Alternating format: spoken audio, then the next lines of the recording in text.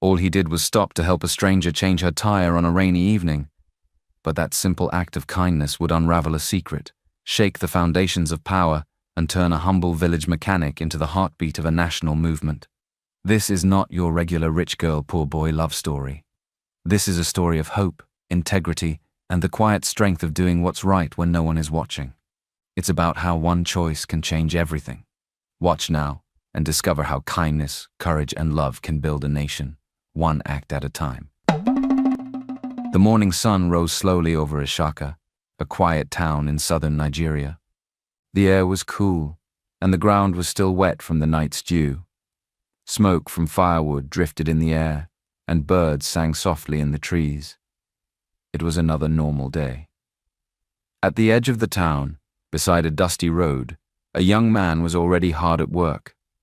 Vincent Okafor was fixing a motorcycle in front of his small roadside garage.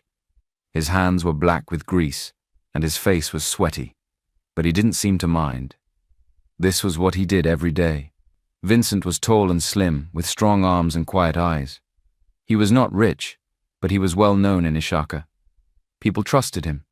If your car stopped or your tricycle refused to start, Vincent was the one to call. He would always find a way to help, even if you had no money. His garage wasn't much, just a wooden frame with old roofing sheets on top to block the sun. Tools were everywhere, many of them old and worn out. But Vincent made it work. He didn't complain. He believed that if your heart was good, things would work out. This morning, he was fixing Baba Chucks's old motorcycle. Baba Chucks was one of the oldest men in town. He tapped palm wine and liked to talk a lot. "It will start now," Vincent said as he wiped his hands. "Are you sure your hands haven't grown tired?" Baba Chucks asked, smiling. Vincent laughed. "It's your palm wine that's damaging this engine, not me." They both laughed. Baba Chucks brought out some money, but Vincent shook his head. "No need. You helped my mother last week. This one is nothing." That was how Vincent lived.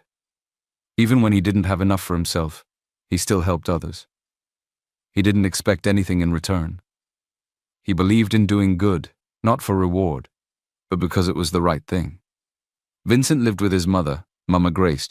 She was an old retired teacher. Her knees were weak now, so she mostly stayed on the veranda. Every morning, Vincent made her hot pap and groundnut before leaving for work, and every evening, she waited to see her son come home safe. Life was not easy for Vincent. Sometimes he didn't eat well. Sometimes he had no customers. But he didn't complain. He had peace. He had his mother. He had his small garage. And most of all, he had a good heart.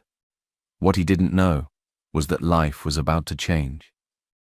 The rain had come down without warning, loud, heavy, and wild. It beat against the rusty roof of Vincent's garage like a talking drum, drowning out the sounds of the town. For nearly an hour, he had waited beneath the old zinc sheet, sitting on his wooden stool, arms folded, staring out at the curtain of rain that washed the dusty road clean. When it finally stopped, the world felt quiet again. The clouds had moved on, leaving behind soft puddles and the sweet smell of wet soil. Vincent stepped outside, locking up the garage with a tired sigh. His trousers were damp at the hem, his boots heavy with mud, but the air was cool and he was ready to go home. He took his usual shortcut, a winding road just past the old Catholic church. The trees on either side were dripping, their leaves shining in the fading light. As he walked, the sound of frogs croaking and tires splashing in puddles filled the silence. Then he saw it. A silver SUV, parked awkwardly by the side of the road, one side tilted lower than the other. The back tire was flat, completely out of air. A young woman stood beside it, pacing, arms crossed tightly around her chest. Her blouse was dusty, and her jeans were stained from where she had knelt on the ground. She looked like she had tried to fix the tire and failed. Vincent slowed down. She turned as she heard his footsteps, her face tense with worry. She looked to be in her late 20s. Her hair was tied back, her face lined with frustration and exhaustion. "Good evening," Vincent said softly, standing a few steps away. "Hi," she replied, her voice tight. "Sorry. Do you know anything about tires? I've been stuck here for almost an hour." Vincent looked at the car, then at her. "Flat tire?" he asked gently. She nodded, looking helpless. I don't know how to fix it. I tried, but I just made it worse. He smiled kindly. Don't worry, I can help. She looked at him with a mix of relief and doubt. Are you sure? I don't want to trouble you. It's no trouble, he said, already crouching beside the car. You're lucky it happened near home. She stepped back and watched him work. Vincent found the tools scattered in the trunk. She had managed to loosen one nut, barely. He took his time, speaking calmly, explaining what he was doing as he removed the flat tire and replaced it with the spare. You do this a lot? She asked after a while. He chuckled. Every day. I fix cars and motorcycles at my shop in town. She nodded, brushing wet hair from her face. You're really kind. Thank you. Vincent shook his head. It's nothing. I'm just glad I was passing by. 10 minutes later, he stood up slowly, wiping his hands on the back of his trousers. The spare tire was now firmly in place, and the silver SUV sat steady on the damp roadside. He took a small step back, giving it one last glance before nodding, satisfied. It's done, he said gently, looking over at the young woman. She had been watching him the whole time, arms folded, eyes wide with quiet amazement. For a moment she didn't say anything, just stared at the fixed tire like she couldn't believe it. Then she looked up. What's your name? Vincent hesitated just a second. Vincent Okafor. A soft smile pulled at the corner of her lips.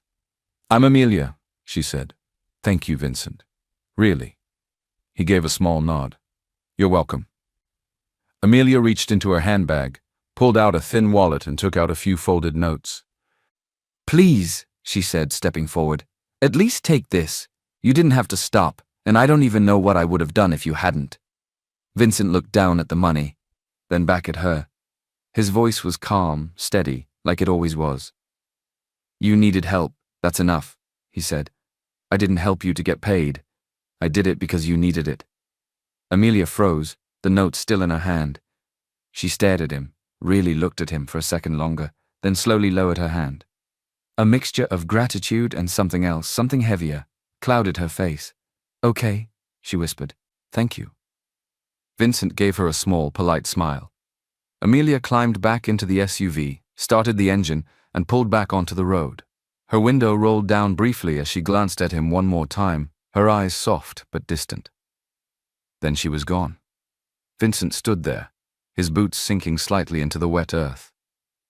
He watched the SUV disappear down the winding road, the taillights blurred by mist, the muddy water trailing behind her like a secret being carried away. The road was quiet again. He turned and continued walking, hands in his pockets, the chill of the evening setting in. He was tired, hungry, ready to go home and rest. He had no idea that this one small act, the kindness of a simple repair on a rainy evening, was already changing everything. The soft sound of birds stirred Vincent from sleep just before sunrise. It was his favorite time of day, the quiet hour before the town woke up, before car horns and market noise filled the air. He stretched, slowly rolled off the mattress, and stood by the window of the small room he shared with his mother. Outside, the sky was still pale with early light. As always, he moved to the kitchen, filled the kettle, and lit the small gas stove.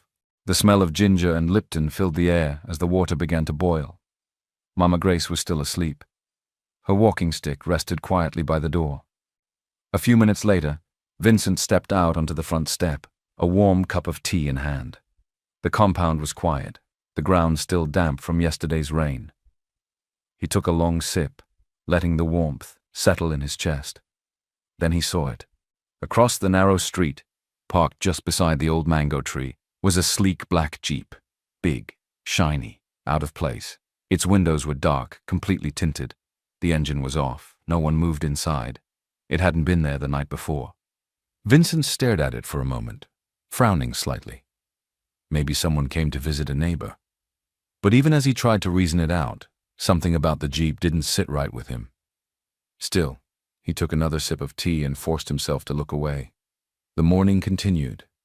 He swept the front yard, fixed a broken chair on the veranda, helped Mama Grace with her breakfast, but every few minutes, his eyes returned to that same spot.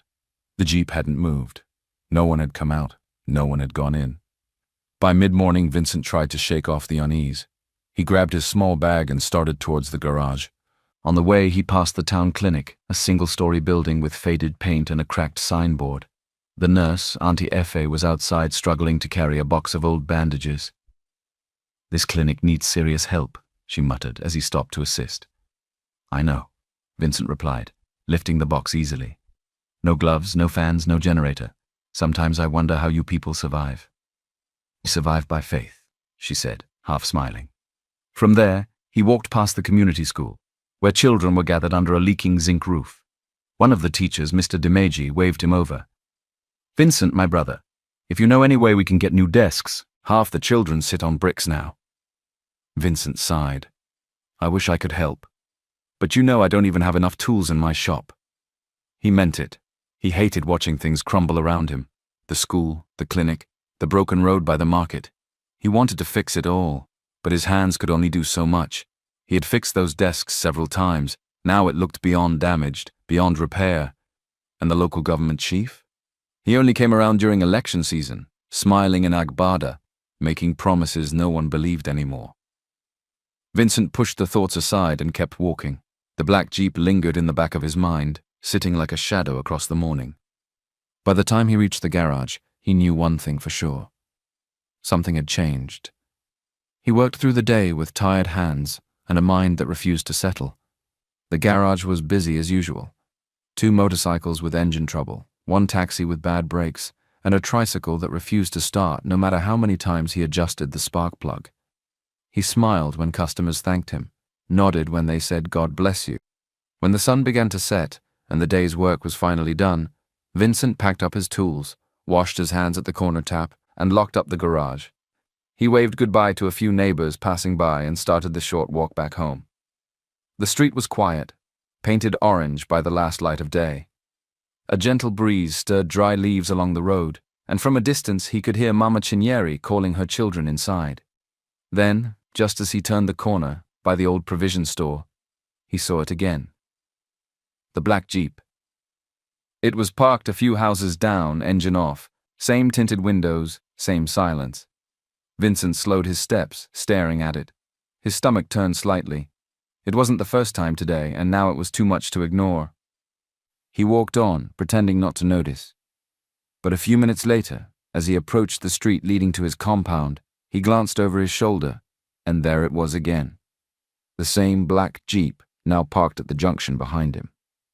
His chest tightened. He walked a little faster, turned into a small path that led past the borehole near Mama Grace's church. 5 minutes later, he looked back again. The Jeep was still there. It wasn't right. It didn't feel like an accident anymore. Vincent stopped walking. He turned around and started walking toward the Jeep with firm, steady steps, his eyes locked on the vehicle. He was done guessing. Whoever it was, whatever they wanted, he would find out now. But before he could get close, the engine came to life. The Jeep reversed smoothly, tires crunching the gravel, then sped off down the road, disappearing around the bend without a sound. Vincent stood there for a long moment, watching the dust settle where the Jeep had been. No plates, no face, no answers, only silence. As he turned back toward home, a cold unease followed him. The road felt darker, his thoughts heavier. Someone was watching him. But why? Later that night, the air was heavy and still. The sky hung low with clouds, and the only sound came from crickets chirping behind Vincent's house. Mama Grace had already gone to bed, and Vincent sat alone on the wooden bench in front of the house, sipping lukewarm tea he hadn't touched in minutes. His eyes kept drifting to the road. Something in him knew it wasn't over. And he was right. Around 9 p.m., the deep hum of an engine cut through the night. Vincent stood slowly, placing his cup down. From the darkness, the black Jeep returned, silent, controlled, and too familiar now. It stopped directly across from his compound. This time, it didn't just sit there. The doors opened. 2 men stepped out, both dressed in dark suits, their movements calm and deliberate. The older one had gray at his temples, and the kind of confidence that didn't need noise. He adjusted his wristwatch before stepping onto the roadside. The younger one was quiet, sharp-eyed, and stayed one step behind him like a shadow. They crossed the narrow street slowly and stopped at Vincent's gate. "Good evening," the older man said with a polite nod. "Mr. Vincent Okafor?" Vincent didn't answer immediately. He stood still, studying them. His voice, when it came, was firm but polite. "Yes. My name is Samuel. This is Kenneth," the man said, gesturing behind him. "We represent the Lawson family." Vincent's eyes narrowed. "Lawson?" "Yes," Samuel replied smoothly. "We're here regarding the young woman you assisted yesterday. Her name is Amelia Lawson." Vincent blinked once. That name. So she wasn't just anybody. "We were sent," Samuel continued, "to thank you properly. The family was informed of your help, and they'd like to express their appreciation in a more meaningful way." Vincent crossed his arms slowly. "She said thank you herself. That was enough." Samuel smiled gently. "And yet here we are." From inside his suit, Samuel pulled out a small white envelope, thick and sealed. "We understand you're a humble man, Mr. Okafor," he said. "But this isn't charity. It's a gesture, a way of showing respect." Vincent didn't take the envelope. He looked at it, then back at Samuel. Something about this felt off, too official, too smooth. "I didn't help her because I was expecting a reward," Vincent said carefully. "I helped her because she needed help. You can take that back," he said, gesturing at the envelope. Samuel's smile didn't fade, but his eyes studied Vincent more closely now. "Of course, that's exactly why the family is interested in you." Vincent said nothing. His face remained calm, but inside his thoughts were racing. Their tone was polite, even respectful, but it all felt too calculated. Something wasn't right. And until he understood what this was really about, he would remain cautious and suspicious of their motives. Mr. Samuel reached into his suit pocket, pulling out a check slip. He held it delicately between two fingers and offered it to Vincent with a slight nod. "This is for you," he said smoothly. "No amount written yet. You can fill in whatever you want." Vincent didn't take it. His eyes flicked from the check to Samuel's face, trying to read the lines beyond his practiced smile. "You helped Amelia," Samuel went on, lowering his voice just slightly as if trying to show sincerity. "She's the only daughter of the Lawson family, one of the wealthiest and most powerful families in Africa. She means everything to them." He extended the check further. "You deserve a huge reward. Anything you ask, it's yours. Houses, cars, land, just say the word." Vincent took a slow breath. His heart beat a little faster now, not with excitement but discomfort.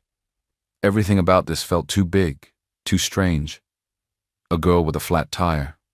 A thank you. Now this. It didn't add up. He finally spoke, his voice low but steady. "I don't want to be part of something I don't understand." Samuel paused, the smile on his face fading ever so slightly. There was a long silence before he slowly nodded and slipped the check back into his jacket. "I see," he said. Kenneth stepped forward and pulled a small white card from his wallet. He placed it gently on the bench. "In case you change your mind," he said simply, his voice calm but sharp. Without another word, both men turned and walked back to the waiting black Jeep. The headlights blinked to life, and the engine hummed as the vehicle pulled away from the house and disappeared into the dark road once again. Vincent stood there alone, the card beside him. He didn't touch it. He didn't want money. He wanted answers. He wanted to understand what this all meant.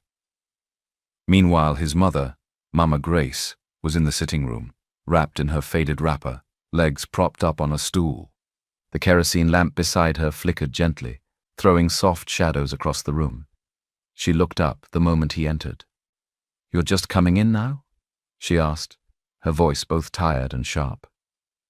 Vincent didn't answer right away. He stood still, then sat down slowly on the edge of the old couch. "Mama, something happened yesterday." Her brows lifted slightly. "What happened?" He let out a breath and began to explain how he had helped a young woman with a flat tire on his way home after the rain. How she looked scared. How tonight? Men in suits came to their house in a black jeep, said they were representatives of her family, calling themselves the Lawsons, and tried to offer him a blank check. They said I could write any amount, he added quietly.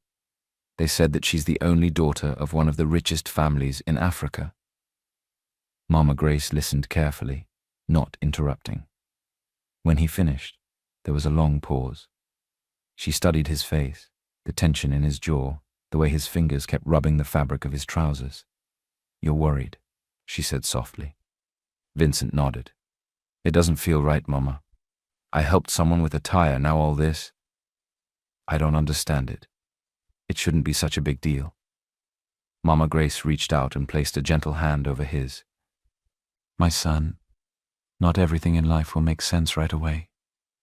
But when your heart is clean and your hands are honest, God will never leave you confused. You did what was right. The rest is in His hands now." Her words settled into him like warm broth on a cold night. He didn't have answers, but at least he wasn't alone. Still, sleep didn't come easily. The next morning, he sat quietly on the veranda, staring at the card in his hand, when he heard the sound of a car pulling up outside. His heart skipped. It was Amelia. She stepped out of a small black saloon car. No makeup, no fancy clothes, just a simple blouse, jeans, and tired eyes. She walked slowly toward the house, her hands clasped nervously. Vincent stood up to meet her. "I hope this isn't a bad time," she said softly. "No, not at all," he replied, though his heart was already beating fast. She took a deep breath. "I came to explain everything. You deserve to know." They sat outside. The morning sun was soft and golden, but the weight of her words made the air feel heavy. "I wasn't just stranded that night," she began. "I was running, from my family, from the people around them. You see, the Lawsons, they're not just rich, they're powerful, political, dangerous." Vincent listened, eyes fixed on hers. "My father has made enemies over the years, people who would do anything to get to him. That night I found out they were planning to use me, kidnap me, leverage me against him. I panicked, took the SUV, tried to run without telling anyone." She paused, swallowing hard. "When you stopped to help me, I was terrified. I thought you might be one of them. But you weren't. You were just kind." Vincent's throat felt dry. "So I saved you?" She nodded slowly. "Yes, you did. I don't know what would have happened if you hadn't stopped, but I do know this. Your kindness changed everything." After Amelia left that morning, Vincent remained seated on the veranda long after the car disappeared down the road. His tea had gone cold in his hands, but he hadn't noticed. His mind was spinning. She was running from kidnappers. Her family was one of the most powerful in Africa. And now they wanted to reward him, not with money, but with life-changing opportunities. He had replayed her words over and over, but the meaning remained heavy and hard to digest. What did a roadside mechanic from Ishaka have to do with any of this? By afternoon, a call came, polite, direct, formal. Mr. Lawson himself wanted to meet him. Vincent didn't say yes immediately, but as the day wore on and Mama Grace encouraged him to at least hear them out, he finally agreed, reluctantly. That same evening, a black SUV, not the one from before, arrived to pick him up. This one was quieter, sleeker, and carried an air of even more power. The driver barely spoke as they drove.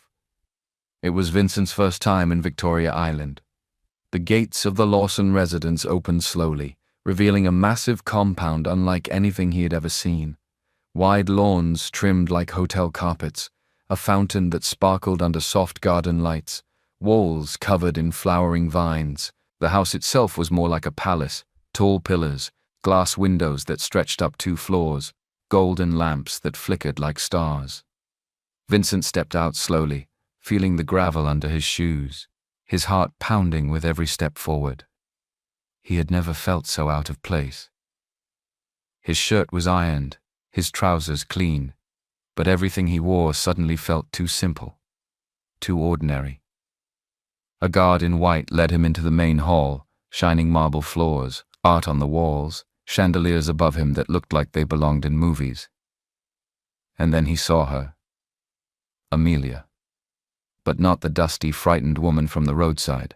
Tonight she looked like what she truly was, an heiress. Elegant dress, simple pearls, hair pulled back neatly. She gave him a warm smile as she approached. "I'm glad you came," she said softly. Before he could reply, footsteps echoed from across the room. Mr. Robert Lawson. Tall, broad-shouldered, a commanding presence, even without saying a word. His grey suit looked like it cost more than Vincent's garage, but his voice was calm, firm, and full of gratitude. "Mr. Okafor," he said, extending a hand.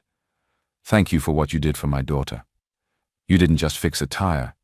You might have saved her life." Vincent shook his hand gently. "I was just passing by," he said quietly. "I only did what anyone decent would do." Mr. Lawson gave a small smile. "That's exactly why we want to do more for you.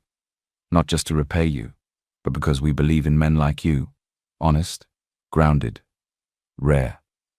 He gestured toward the sitting room where folders sat on a table. "There are some opportunities we'd like you to consider. Business training, equipment sponsorship, land if you're interested. You've shown us the kind of character that deserves support." Vincent sat down slowly, still taking everything in. The room, the lights, the quiet hum of luxury all around him. He felt overwhelmed, but also deeply grateful. He thanked them politely, he smiled, but his heart stayed humble. He was still Vincent from Ishaka. He still fixed motorcycles and made tea for his mother every morning. Across the room, Amelia watched him quietly. Not the Vincent who helped her, but the Vincent who never changed, even now. The meeting with Mr. Lawson wasn't over yet. After the warm thanks and the quiet tour of the estate, Vincent was invited into a smaller, private study, less showy, more serious. Mr. Lawson sat across from him at a heavy wooden desk, his fingers laced together, his eyes focused. "There's something else we'd like to offer," he said, his voice calm but direct. "You have a gift, Vincent, not just with your hands, but with people, with values."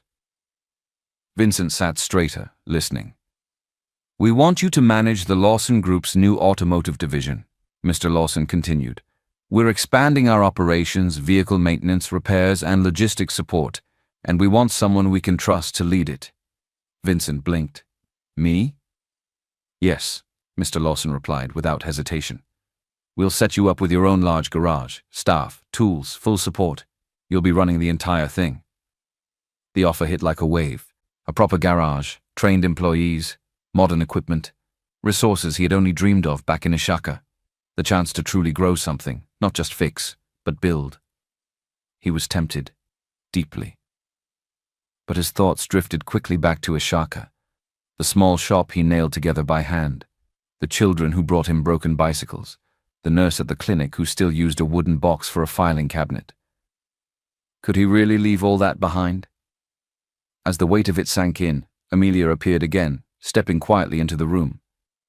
"You look like your head is spinning," she said with a soft smile. Vincent smiled faintly.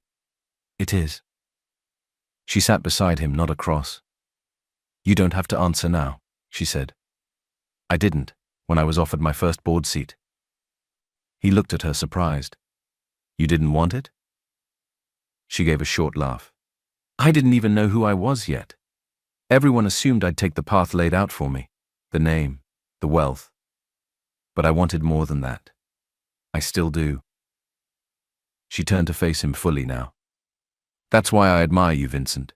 You know who you are. You don't change because of money or pressure. That's rare." Their eyes met. Something unspoken passed between them, a mutual understanding, a quiet pull. Despite the worlds between their lives, something connected them deeply in that moment. Vincent looked away first, his voice low. "I just don't want to lose myself in all this." "You won't," Amelia said gently. "Not with a heart like yours." He nodded slowly, stood up, and looked around the room one more time. He took a deep breath. "Thank you," he said. "But I need time. To think. To pray. To be sure." Mr. Lawson respected the answer. "Take all the time you need." Later that evening, another sleek car took him back to Ishaka. The ride was smooth, the city lights fading behind him as the car headed into the quiet countryside. Vincent leaned his head against the window, his thoughts tangled. Opportunity had knocked. But so had doubts. Back in Ishaka, the air felt different. It wasn't just quieter or slower, it was familiar. Real. Vincent stepped out of the car and breathed in deeply. The smell of firewood smoke, the sound of children chasing tires down the road, and the comforting sight of his small garage reminded him of who he was. The next morning, he sat outside with Mama Grace, pouring her tea the way he always did. 3 spoons of sugar, a pinch of ginger. She watched him carefully, her eyes as sharp as ever. "You haven't said much," she said, stirring slowly. Vincent sat beside her, elbows on his knees. "It's a big offer, Mama. A proper garage, a full team. I could finally stop struggling." She nodded, sipping gently. "And what does your heart say?" He was quiet for a long time. Then he said, "It says I didn't fix that tire to get rich. It says, maybe this is bigger than me." Mama Grace looked at him then, her gaze full of quiet pride. "Then don't just think about yourself, my son. Think long term. Think about the lives you can touch. Money disappears, impact remains." Her words stayed with him. By the 3rd day, Vincent returned to Victoria Island, not with answers, but with a proposal. He stood in the Lawson estate again, this time not as a guest confused by wealth, but as a man on a mission. In the study, Mr. Lawson looked up as Vincent entered, flanked by Amelia, who smiled when she saw him. "I've thought about your offer," Vincent said calmly, "and I'd like to propose something different." Mr. Lawson nodded slowly. "Go on." "I don't want a luxury garage in the city," Vincent said. "I want to build something back home, in Ishaka." He took a breath, then laid out his vision.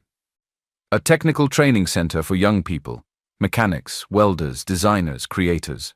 A place where skill meets opportunity." He paused. "I also want support for our local clinic. We don't even have basic equipment. And the school? Half the children sit on broken desks." Mr. Lawson listened silently, his hands folded on the desk. Amelia leaned forward, eyes shining. "I want to use this chance," Vincent continued, "to change not just my life, but theirs too." When he finished, the room fell silent. Mr. Lawson exhaled slowly, then smiled. "You could have asked for anything, and you asked for everyone." He stood and extended his hand. "We'll fund the entire project." Vincent shook his hand, gratitude in his eyes, but his humility stayed intact. "I only want to do what I know is right," he said. Amelia stepped forward, her voice warm. "Then let me help. I want to personally oversee the projects in Ishaka. I want to be part of this, part of something real." Their eyes met again, not as heiress and mechanic, but as equals with a shared purpose. And just like that, the road ahead became clearer, not paved with gold, but with impact. Soon the sound of hammers and laughter filled the air. What was once an empty patch of red earth beside the main road in Ishaka was now buzzing with activity. Brick by brick, wall by wall, the community technical training center began to rise. Children stood nearby, wide-eyed, watching the cement mixers. Young men volunteered to lift wood. Local artisans gave their time, and even the elderly stopped by to offer prayers and blessings. And right in the middle of it all, Vincent and Amelia. She was never far from him, clipboard in hand, dusty sneakers on her feet. Amelia Lawson, the same woman who had once stood helpless beside a flat tire, now stood shoulder to shoulder with Vincent, learning, listening, asking questions. "This is more than a building," Vincent said one afternoon, showing her a simple blueprint scratched out on brown paper. "It's a second chance for boys who dropped out of school, for girls who never saw tools as theirs to touch. It's dignity." Amelia nodded, eyes soft. "You make it sound so simple."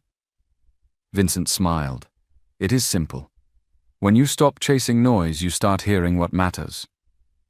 She looked at him for a moment longer than usual. They spent long days working, reviewing the clinic's repair list, sourcing school supplies, and meeting with local teachers. And when the sun dipped low and the noise died down, They would sit under the mango tree beside his mother's house with bowls of hot yam porridge, talking about things that had nothing and everything to do with work. He taught her how to speak slowly, the way rural people appreciated. She taught him how to structure grant requests, the way wealthy foundations listened. One night, as they sat side by side going over supply orders by lantern light, Amelia glanced at him and smiled. "You know you're not just the mechanic anymore, right?" Vincent looked up. "What do you mean?" "The people here, they look at you differently now. Like a leader." Vincent let out a short breath and shook his head gently. "I'm still just Vincent. I just finally have the tools to do more." She smiled. "That's why they trust you." That night, as they sat together in quiet, their shoulders nearly touching, the soft flicker of the lantern dancing between them, something unspoken passed in the silence. Not yet love, but the steady blooming of something real. And all around them the town began to change, not just with walls and cement, but with hope. In just a few months the sound of progress echoed through Ishaka, drills buzzing, hammers striking, voices lifted in purpose.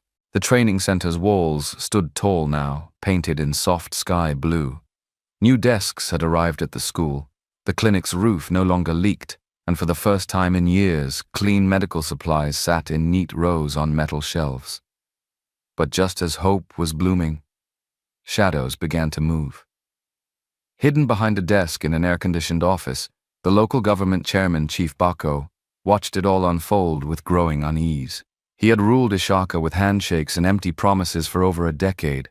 No one had ever questioned his authority. Until now.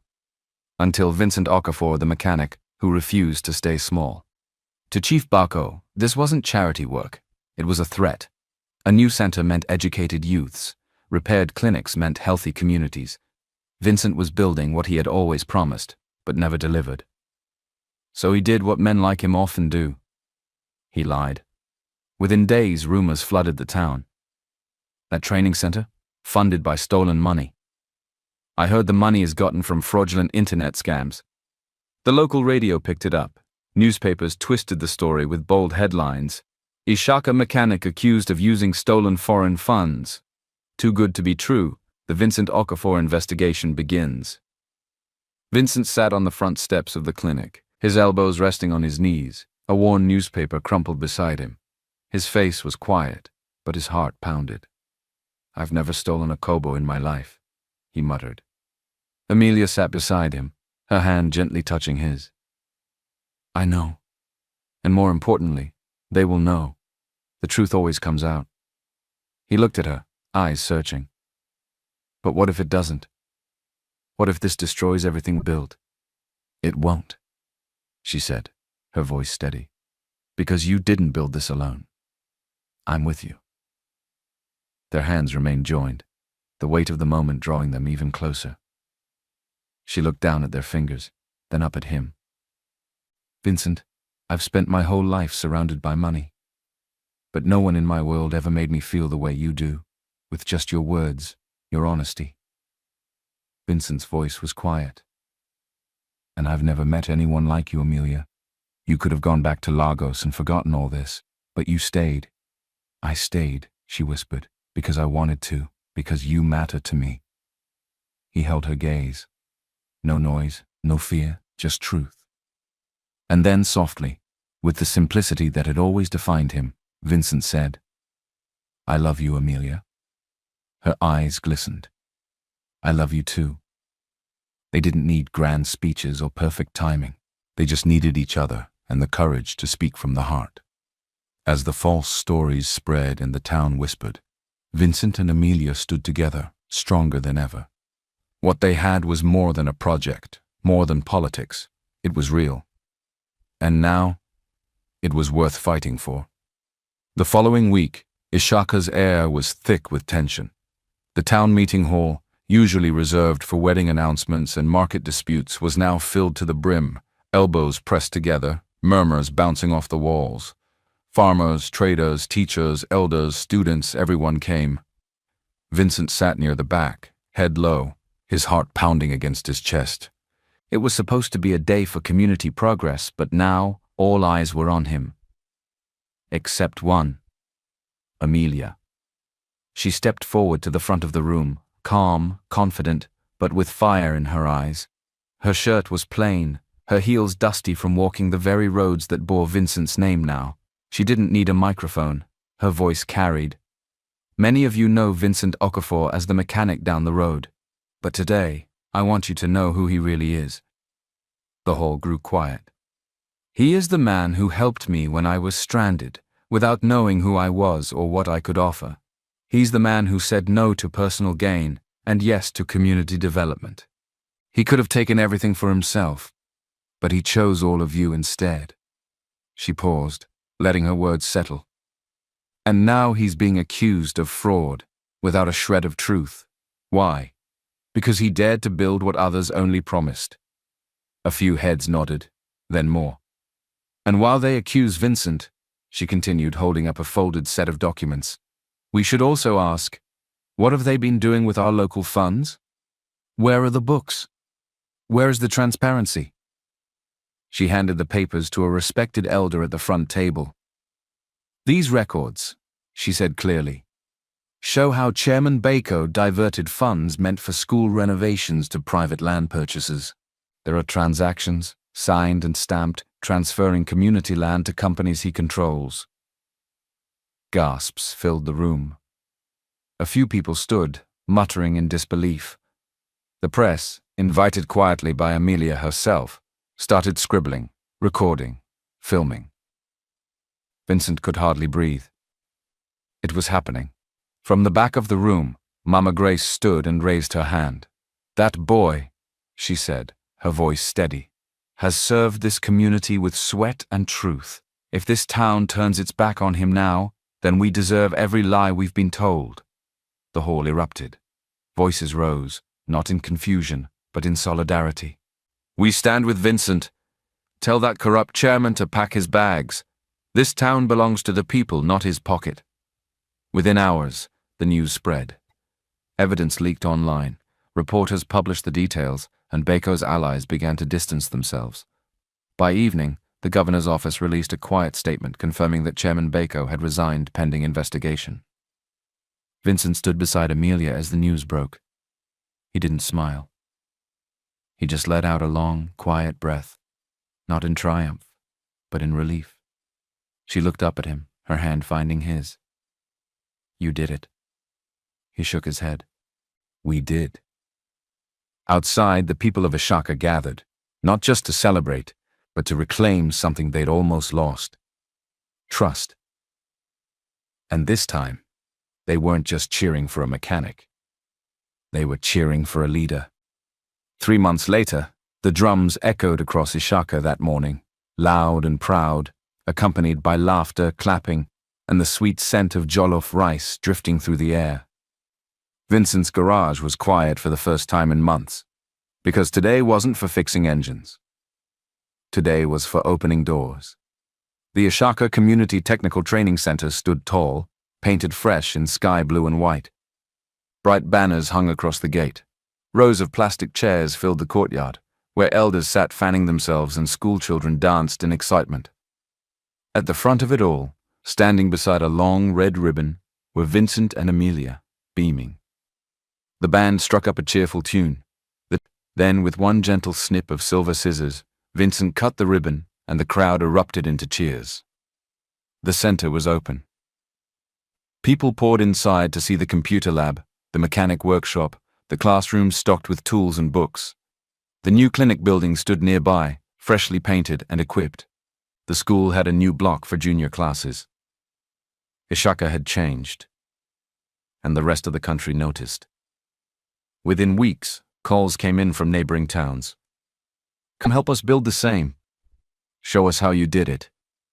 Train our young people. Vincent found himself in meetings with local leaders, invited to speak at town halls, even featured in a primetime news interview titled, From Grease-Stained Overalls to National Change.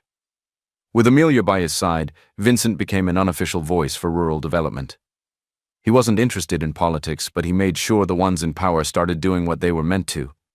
His boldness, backed by transparency, forced many corrupt local governments to finally spend funds on their people, not themselves. But with praise came pressure and criticism. Some accused him of seeking fame. Others claimed he was being used by the Lawsons to expand their influence. Vincent felt the weight. Late at night, when the streets were quiet and the celebration banners had come down, he would sit with Amelia beneath the mango tree, fingers intertwined, speaking of dreams and doubts in whispers. "I never wanted all this attention," he said one night, his head resting against hers. "You didn't chase it," she replied. "It found you because of who you are." They had secret moments in the shadows of classrooms, brief stolen kisses during late-night planning sessions, hands brushing during school visits. It was no longer a crush, or even hope. It was real. And it was theirs. Back in Lagos, Mr. Robert Lawson watched it all quietly. The same daughter who once resisted every responsibility now stood confidently among farmers and youth, her hair tied back, her eyes clear with purpose. He called her into his study one afternoon. "She's grown," he said to himself. When she arrived, he said nothing at first, just handed her a folder containing new development grants for rural projects and one for Ishaka's expansion. "You've become someone I'm proud of," he said softly. Then with a small smile he added, "And I see now. Vincent isn't taking you away from your path. He's helping you walk it." He paused. "You have my blessing, both of you." 3 years later. The dusty roads of Ishaka had long since transformed. Paved streets, solar street lamps, and rows of blossoming trees now lined the town's edges. But more than the physical changes, something deeper had shifted. A sense of dignity had returned. Not just in Ishaka. Across Nigeria, communities had followed Ishaka's example. From Enugu to Jos, Kaduna to Wari, community development centers were rising. Places where youth learned trades, women accessed healthcare, and children studied in bright, well-equipped classrooms. At the heart of it all was Vincent Okafor. Once known as the quiet roadside mechanic, he was now a respected national advocate for grassroots development. Still soft-spoken, still humble, but with the ear of governors, NGOs, and international partners. His garage had grown, but he still worked there from time to time, grease under his nails grounding him to the life he came from. He didn't own mansions or fly private. He lived simply, in the same house behind the mango tree, where Mama Grace still made tea every morning and scolded him gently if he forgot to eat. Amelia Lawson had changed too. She had defied every expectation, not with rebellion, but with purpose. She no longer lived in the shadow of wealth, but used it as a tool. Her name had become synonymous with sustainable progress, and not because of her family's legacy, but because of her own heart. Their partnership, professional, personal, and powerful, had become the backbone of a movement. That day, they stood together once again, side by side, at the very first center they built in Ishaka, now expanded with a brand new healthcare wing. The entire town had come out to celebrate. Drums rolled, dancers twirled, and speeches filled the air.